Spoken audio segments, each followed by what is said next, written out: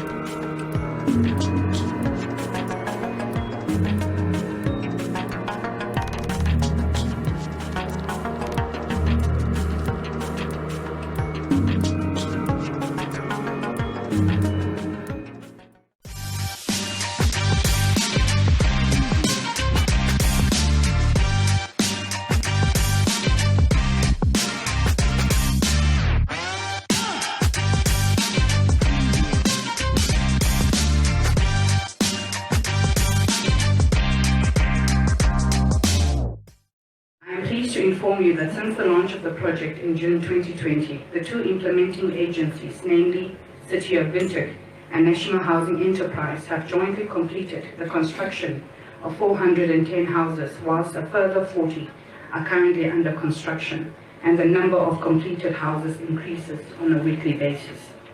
Addressing housing affordability is the most cost-effective way of lifting our people out of poverty, reducing childhood poverty and increasing economic mobility. The need for affordable housing is imperative, especially for families who are not able to afford shelter. Affordable housing developments in neighborhoods does not only positively impact the surrounding communities, but also reflects our common vision to restore the dignity of our people. Affordable housing is a cost-effective way of lifting people out of poverty and increasing mobility.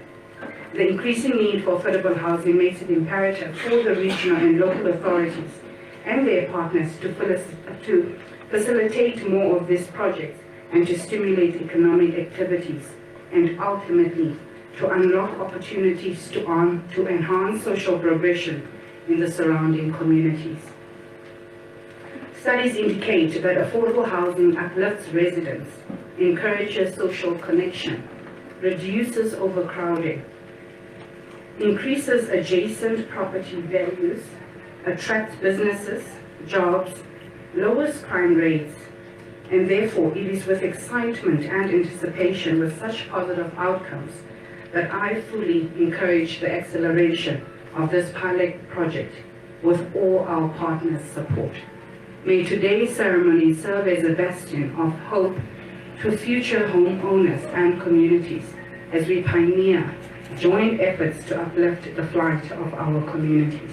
So flexible land tenure is also the program that we want to intensify. A flexible land tenure is a block where people have settled. And then the Minister of Land can come in and then, plan that area. And many people benefit out of that.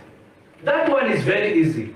I think, Your Worship, if that one is not progressing very well, please invite me so that I can also put more efforts. And then we fight together. That's Namibia.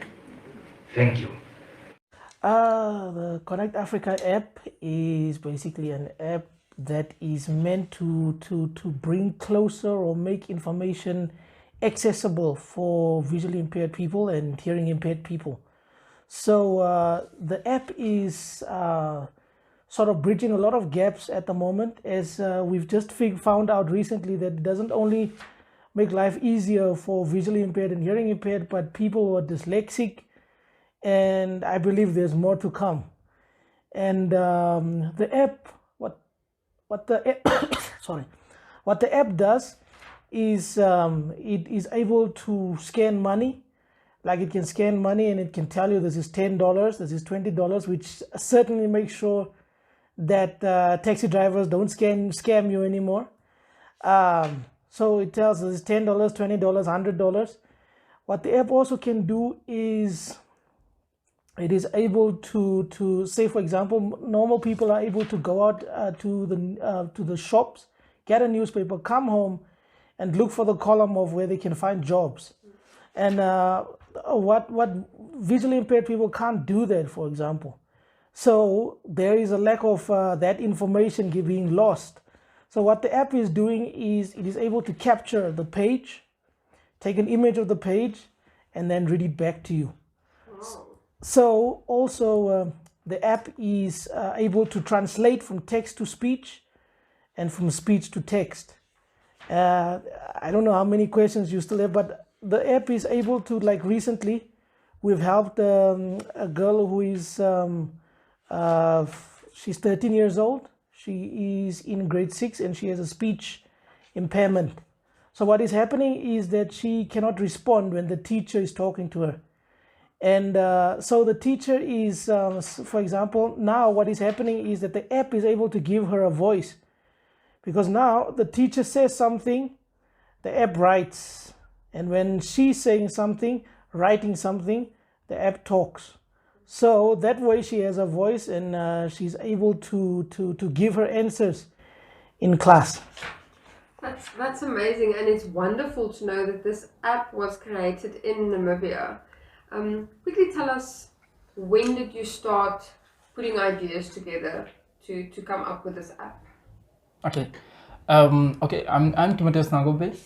So I'm the co-founder of Connect Africa app. So basically, the birth of this concept or these innovations came from where I grew up with my sister. She is hearing impaired. Okay. So now growing up and looking for solution for challenges, I realized that it's not only hearing impaired, but there are also different people with different disability that need a platform that can enable them to access information and communicate without a next person. I'm gonna take you on a ride. We're gonna burn through the night. Why you're so salty? I'll still take a bite.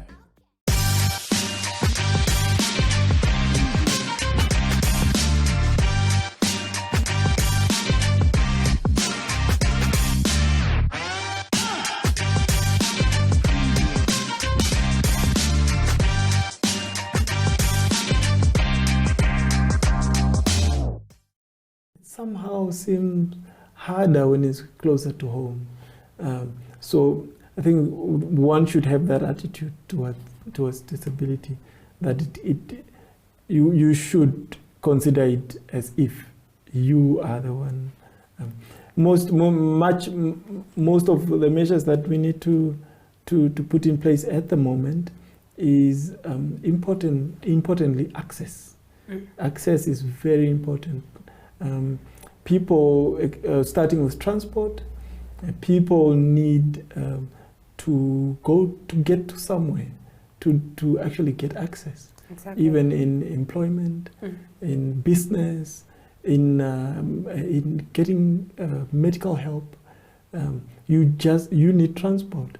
So transport need to be substantially provided, especially public transport. Even on top of that, infrastructure for transport. It is right now we are in a dire situation in terms of transport, public transport. Our taxis are not the most friendliest ways for people with disability. I myself had experiences with the taxi that are not pleasant at all. Yeah. People assume the type of help you need. They don't ask you what you need. Yeah. They impose help on you. Sometimes when you ask for help, they are not happy to help, always. So another issue is attitudes. Most of the time, especially with all the already help that we have or that we are given by government or any other sectors, the issue is the attitude prevent us from even getting those help that are available. Attitudes of people, who are service providers or anything like that. Most of the time, it's actually the attitudes that are preventing people with disability from getting what they need. You made a very important point that disability, it's not necessarily only from birth. It could be later in your life due to an illness, due to an accident. We need to be mindful that just because I was born healthy, it doesn't mean something can't happen to me, and I can be in a wheelchair and I can lose my sight or my hearing. Yes, very important. I was involved in a car accident and broke my neck, fractured my spine, and that's why and this was in 2007 at my really tender age. You know, I was 21, I think, when I was turning 21. So it can happen. So therefore, we should inform ourselves. And many times, people with disabilities suffer because they don't have information. Exactly. Yes. You have a business or an organization that helps people specifically in wheelchairs. Tell us more about this. Yes, we are part of an umbrella organization called NFPDN, which is the National Federation of Persons with Disability. Under that umbrella, many organizations of persons with disabilities fall under. One of those organizations is ours, called Namibia Association of Wheelchair Users. We, in 2016, came together after having raised our issues and tried to knock on doors and realized that it will only be through a self-help, organized, concerted effort that we will find help. So we came together, formed an organization, began to meet for two specific main purposes, which is to empower ourselves, empower each other. Many times, most of us are just downtrodden, and we have been beat down by life. So we need empowerment. We need to empower ourselves. So then the next thing we focus on is advocacy. Very important, concerted effort, advocacy towards any stakeholder, any service provider that needs to hear our voice. So through that we do advocacy, through letters writing, through attending very important meetings that are making decisions that will affect us or those we represent, being on specific boards and organizations that are making decisions for us, because we believe that nothing for us should be without us. Exactly. Yes. Ebenhard, thank you so much for your time and speaking to us about disability, and happy National Disability Day. Thank you so much. We are hoping that through these endeavors, through this communication, many people will hear our voice and they will do something about it. There you have it, viewers. Today we celebrate National Disability Day.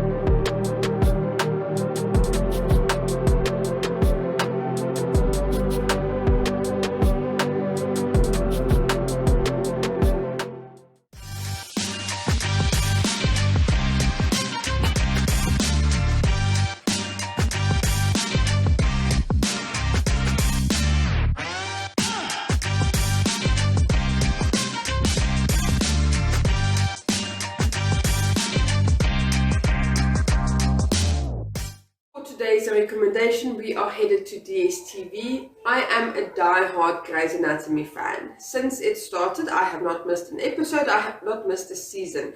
I know at one point, I think around season 11, fans got divided and all the new characters didn't really gel with what they had in mind for Grey's Anatomy, but I simply cannot stop watching it.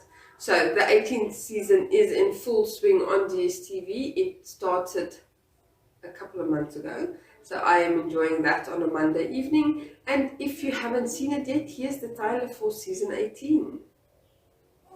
You've survived the unthinkable. What are you gonna do, Meredith? Thursday, September 30th. Should we get married?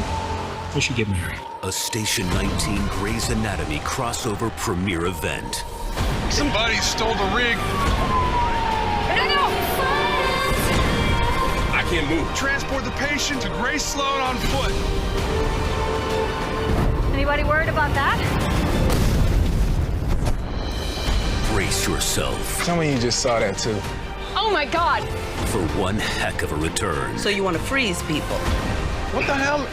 You were suspended for insubordination and breaking protocols. You did this. Where the biggest cliffhangers from last season will be answered. I want a lifetime with you. Why is your only option marriage?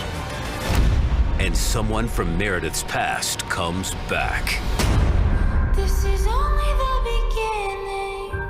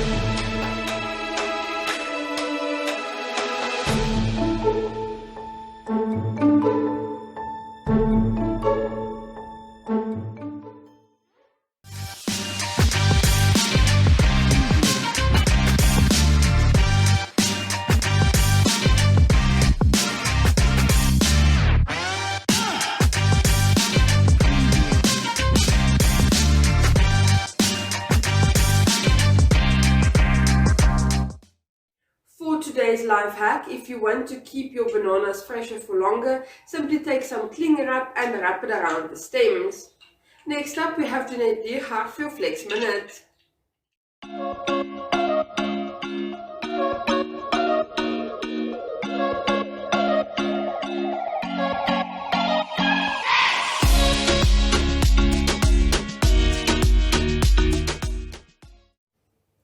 Ladies and gentlemen, that's all from my side for this week. I hope you have a fantastic weekend ahead. I will see you again on Monday, same place, same time. Do stay warm. It is getting chillier out there. Goodbye.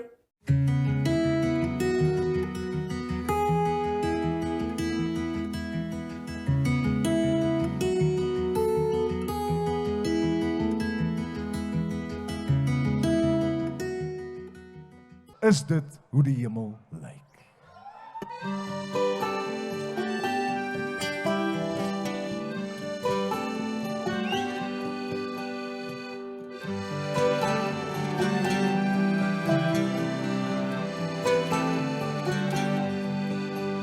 Op 'n riempiesbank, met die daghuis, liewe Jesus in my pad. En ek praat so oor die boerdery en al die peste wat so pla.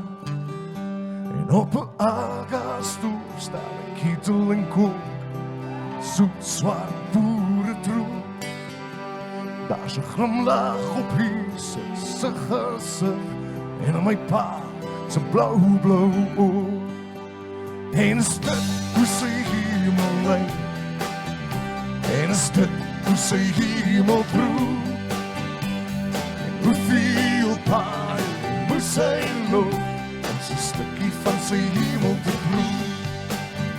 Hoeveel paai moes hy loop om so 'n stukkie van sy hemel te proe?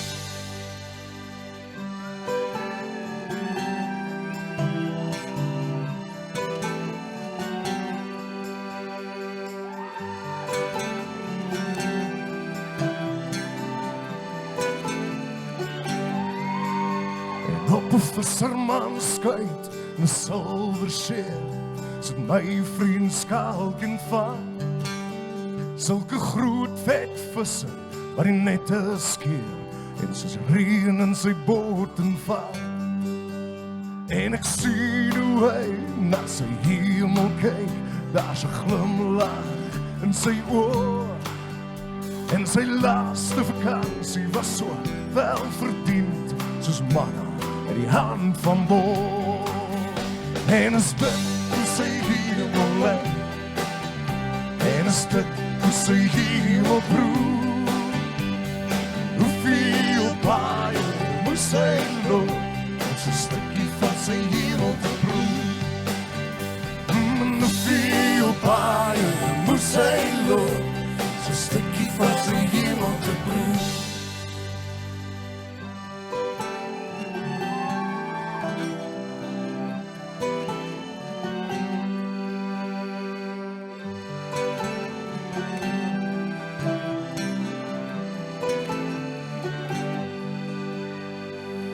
Maar op 'n riempiesbank in 'n riedakhuis sit liewe Jesus in my pa. En hulle praat so oor die boerdery en sê alles is oké, my bra.